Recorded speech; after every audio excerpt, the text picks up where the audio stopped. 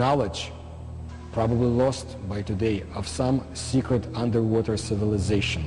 Atlantis' supposed location in the Mediterranean would have provided USOs a convenient position from which to monitor human civilizations and their shipping routes to and from Asia Minor, Rome, and Athens. The Mediterranean was the cradle of ancient civilization. The Phoenician traders traveled back and forth between the Middle East and Greece across the Mediterranean.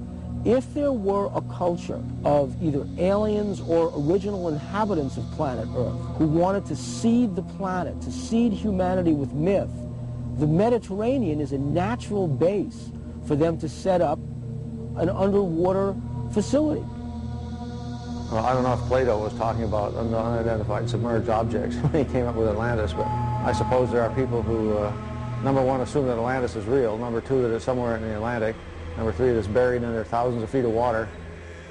The ancient Athenians, however, were not the first to record stories of unidentified objects in the oceans. Experts believe the ancient Egyptians may have even recorded sightings in their hieroglyphic drawings. In ancient Egypt, in the temple at the city of Abydos, somebody made an inscription, a depiction of a submarine. There was another depiction of an object that looks like a helicopter. Who made it? How did the ancient Egyptians know about it?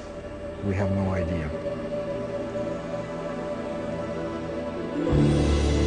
One of the earliest European cases is a series of reported English sightings in the 11th century.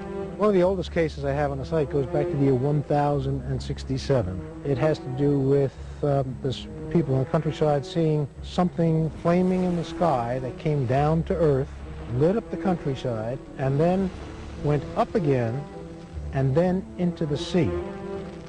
Carl Feint has been researching USO phenomenon for almost a decade. His internet site, waterufo.net, has an archive of over 900 current and historic USO reports. According to Feint, one of the 20th century's first cases was reported in detail in the Philadelphia Inquirer on August 1st, 1904. A British cargo ship, the Mohican, en route to Philadelphia was, according to the paper, enshrouded in a strange metallic vapor which glowed like phosphorus. I have found out recently that that case is a heck of a lot more detailed and scary than originally shown. The captain and the crew confirmed that an object came across the ocean, a cloud, approached the ship, and it was glowing. Not a meteor, going straight down. It's coming across the sea. As it came towards the ship, the captain was trying to distract the crew to get them to do something different, you know, and get over the fear. They couldn't move anything while the cloud was around the ship. The Inquirer further reports that during the event, the ship's compass revolved with the speed of an electric motor, and the sailors were unable to raise pieces of steel from the magnetized decks. The story goes on to quote the Mohican's Captain Urquhart, who confirms that the account is vouched for by every man of the crew. But perhaps the most astounding USO-related event, according to experts, is a Canadian case from 1967. The Shag Harbor case is the most important USO case in documentation. The UFO moved underwater to a different point. A second UFO joined it. Coming up, we visit Shag Harbor, Nova Scotia on the 38th anniversary of this crucial USO incident. On October the 4th, 1967, that's where the lights was, right behind me on the water.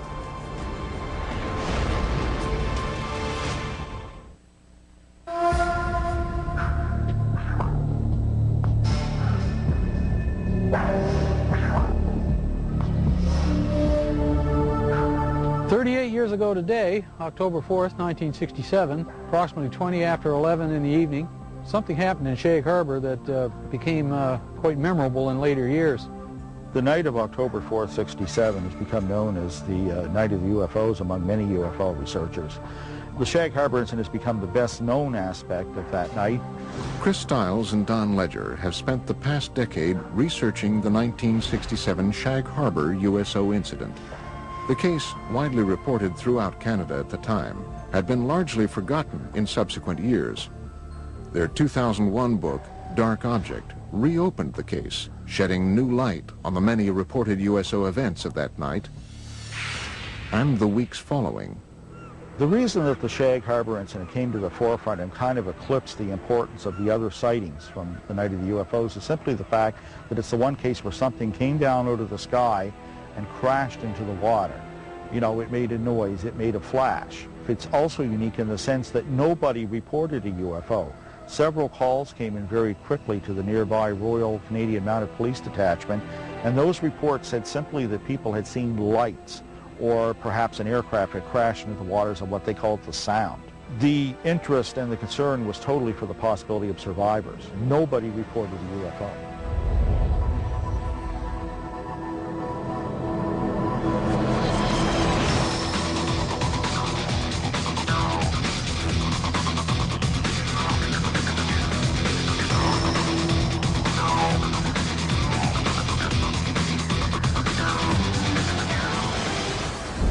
I'm not surprised now that I had seen something in the sky that night, because all over Nova Scotia, the night of the Shag Harbor incident, there were many UFO reports. Just up around the bend, we'll be coming into Shag Harbor, and the site crowd gathered and watched whatever it was that happened here 38 years ago today. Each year, Ledger and Stiles make an anniversary trip to Shag Harbor to meet with Norm Smith, one of only 3 surviving witnesses. See the island out there? That's where it all took place, right off there. That's where we seen the light in the water. Hey, sir. How you been? Good. Wow. How are you? Same old. That's good. The 3 of us stood on the lawn watching the lights. Eventually it started going, it looked like it was moving to us, and then on a downward slope towards the ground, we thought it was a plane crash. So we jumped in the vehicle in my old man's car and my uncle's, and we went up to this spot right here by the Irish Moss plant. And when we got here, there was probably 10, 12 other people. We watched the lights on the water for a period of 2 or 3 minutes, and then the lights disappeared. What happens next is indisputable. Before midnight on Wednesday, October 4th, the Royal Canadian Mounted Police officers who witnessed the event from the shoreline searched the water on boats until 3 a.m. with the help of several local fishermen, including Norm Smith. At noon on Friday, October 6th, Canadian Navy divers from Halifax arrive and search the area through the weekend.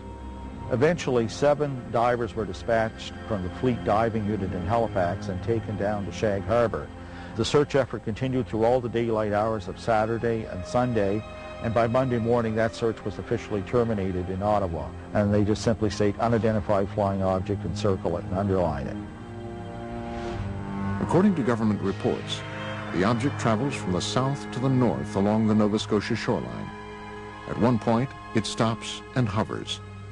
Then at approximately 11:20 p.m., it enters the water at a 45-degree angle, 300 yards offshore.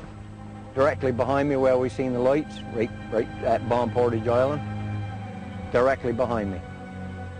When the Royal Canadian Mounted Police officers that had responded to the call arrived at the shoreline of Old Highway number 3, the UFO was still moving upon the surface of the water. The object also appeared to be leaving a trail of dense yellow foam. In the weeks following October 4th, the story becomes even more mysterious.